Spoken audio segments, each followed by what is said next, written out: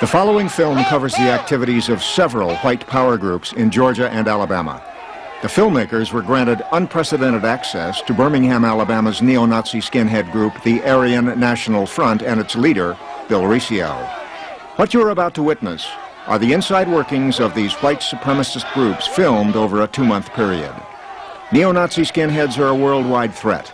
In America, they commit more hate crimes than any other white power group.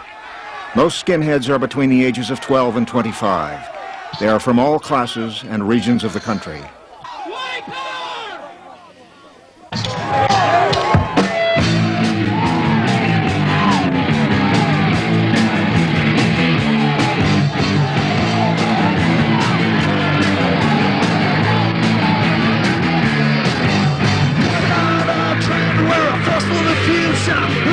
Socialist kids and we go to the Fuhrer.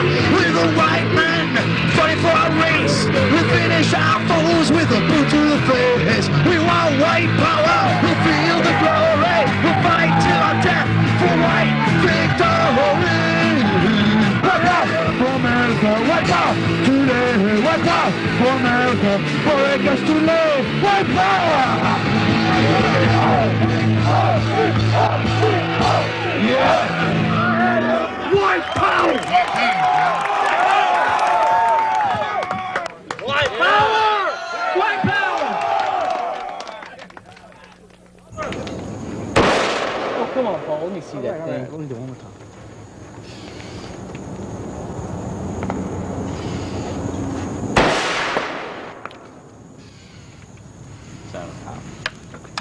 We're out. It's a known fact that you obtain the young people and you have the future. Hitler was very successful with his Hitler Youth movement. Most of the National Socialists that he recruited into the brown shirts were young when they were recruited. And I do not apologize for working primarily with the young. Our skinhead ranks are filled, brimming over with people of a young age. When you have youth, you have restlessness. When you have youth, you have impatience. When you have youth, you tend to get somebody that wants to solve all the world's problems very quickly. So, we believe America will turn into an all-out race war. We've been saying that for years, and the more non-white it gets, that's the more riots there's going to be. And by the year 2025, the white race is going to be a minority in this country. That means bigger riots and more blacks. It means more chaos. And we'll be ready to take our country back when it happens. A skinhead's a 24-hour soldier. Yeah, He wears his boots 24 hours a day. We're his new SS with the Fourth Reich. I'll use anything within my disposal, any method, any tool, anything I have to ensure the survival of our race. And I may go to hell for doing this, but if I can look up and see white boys and girls playing in a decent, safe, and wholesome America, then bring on the devil with its worst. Hail, Odin, I pray that these little ones will be kept from harm, that you'll give us victory today, that you'll protect us from our enemy, and destroy those that would bring us harm. I pray that you would send your watchers to watch us, and you would grant us victory and success on this march. May our people wake up from their sleep and see the error of their ways and stand up for the white race.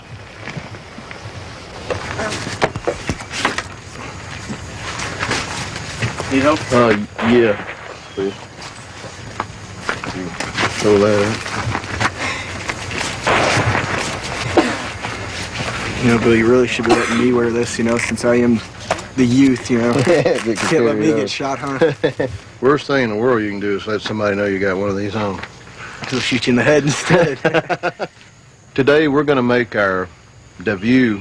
We're going to announce that we've designated Alabama to become a haven for whites and a white homeland. It would be impractical at this point to designate the 48 continuous states, and that would be sort of a big objective for us at our infantile stages. So we've taken certain sections of the country and we've designated those as white homelands. We're going to show them that this is our state, and those nigger-loving race traitors can go move to San Francisco or somewhere else where they might feel more welcome among its large gay population. But here in Alabama, this is going to be a white man's land.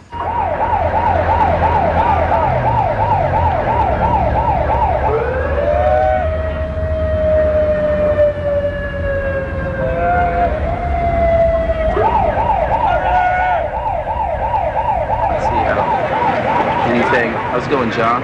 All right, man. How you doing? Okay. Yeah. You look different, man. I didn't notice you. Yeah, it's me. I got a little haircut. I grew my camouflage. I'm happy you guys made it. It's really cool. We're missing for the world, man. Need all the support.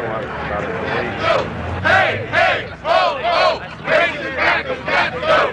Hey, hey, ho, ho, racist crackers got to go. Well, you know that the Sheriff's Department does not approve of any violence of any kind, any law violation from any group. We're just here to have a peaceful demonstration. Nigger, nigger, nigger! Nigger, nigger, nigger! What do we want? What do we want? What do we want? What do we want? Orders out! Orders out! Orders out! Orders out! I think that once we become such a factor in Alabama, that the blacks and the other races will probably exodus the state at the rate that the Jews did in '33 when they saw Adolf Hitler elected as Chancellor of the German people. 6 million more! 6 million more! Orders out! Orders out! Orders out! We need help, police! We don't need no police! Come on now! Get out of them!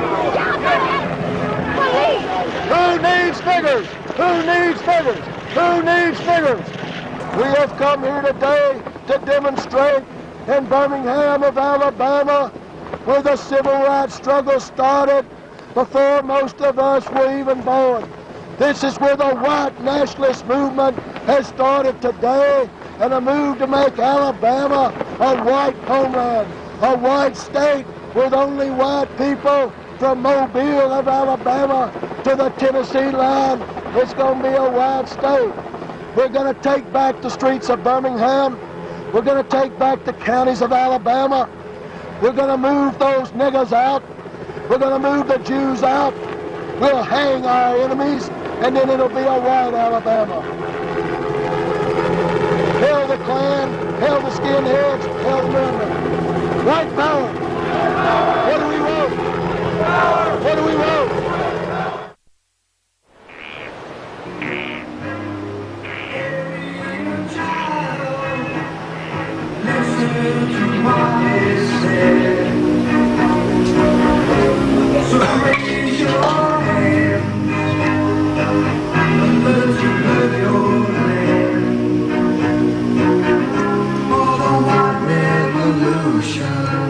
Need your uncorrupted hands.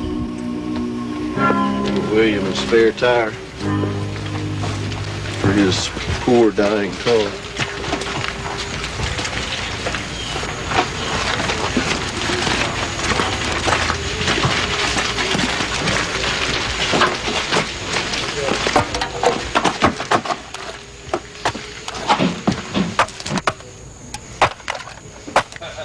So, Paul, that pitchfork, was that yours in a prior life, or will that be yours after the life?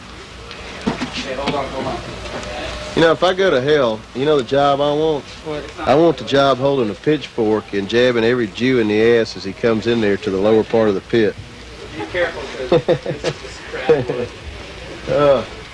Me and my dad, we don't hardly get along at all, and that's one of the main reasons why I'm living here with Bill.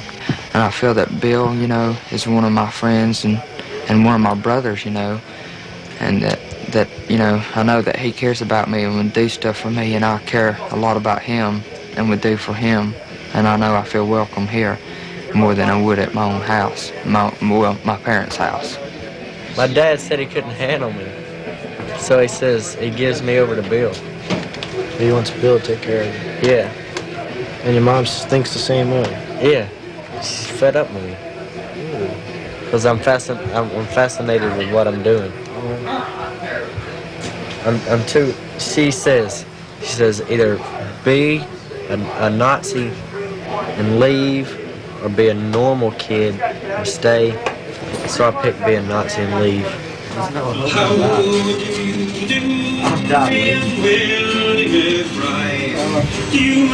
If we sit here down by your graveside for a while in the house of the sun, I've been walking all day and I'm nearly done. I see by your graveside you were only 19 when you answered the call in 1916. I hope you died great, and I hope you died clean. This house here, it's been a springboard for the skinhead movement in this area. They could hang out here, bring their dates here. We'd cook out, you know, they could drink, they could have a good time here. And as we began to fellowship here, our numbers grew. We began to use it as a recruitment station.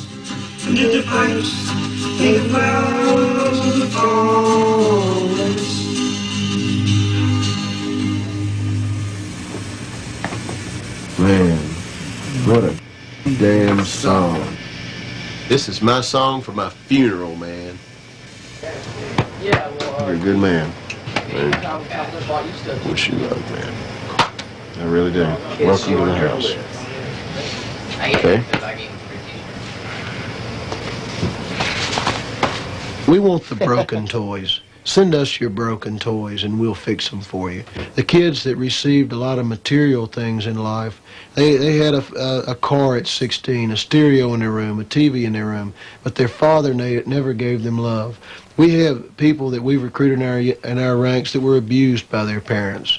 They've run away because they could not stand living at home. They were living on the streets. They have no food, no shelter. We go to them and approach them and we say, look, we'll feed you. Come in here and we'll take care of you. You're white, you're of our people. You have a home now. I ain't taking anymore. I'm breaking down your door. So listen, it's you. This is the dungeon. That's our bedroom. It's just been a place where people that are coming through, you know, just visiting for a while, they stay. It's like a guest room, I guess, but it's downstairs from up there and all civilization and everything up there. That's where everybody else sleeps up there. And they put us here, and I mean, they didn't put us here, but I mean, if I chose any room, I'd like it down here, man. I mean, if it wasn't so moist, you know, and all the mildew and stuff, yeah, but there's a lot. Still, it's home.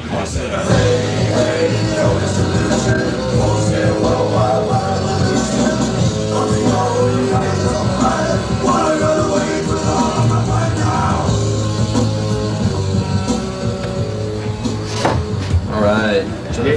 Happy birthday, Hitler! Oh, Hitler! Sieg Heil! Sieg Heil! Sieg Heil! All right. All right, I want to grab a napkin and watch. Cut it up, y'all. Special. Yeah, good. All right, that looks good. Everybody gets. Who wants some cake? With the skinheads, you know, we're a gang. That's a, you know, we're a gang just like the Bloods, just like the Crips, but we're not out there doing drugs. We're out there for a race, you know. And if it takes violence, we'll do violence. You know, I mean, we are violent people. I mean, I can't sit here and say, you know, skinheads aren't violent because look at our history. So what's up? Why'd you come here tonight? Because I had nothing else to do. Nothing else to do? Yeah. You just came up here. What do you think about everybody up here? You like everybody? Yeah. We're pretty nice people, huh? Yeah. Think so? Yeah. What do you think about white power? I don't know. I was thinking about... I don't know. You don't know? I don't know. You like non-whites? No. You don't like non-whites? No. You like, what do you think about Jews? No. I don't like when they say big nose. Actually, they're pretty smart. Jews are. Not the ones I've met. Jews are pretty smart, actually. But think about it, they you know, they own banks. You have to have something up there to own banks and, you know, run a lot of... You know what we're about? White power? Yeah. Everything we're about? Yeah. I talked to Mark about it. Are you just a little bit drunk?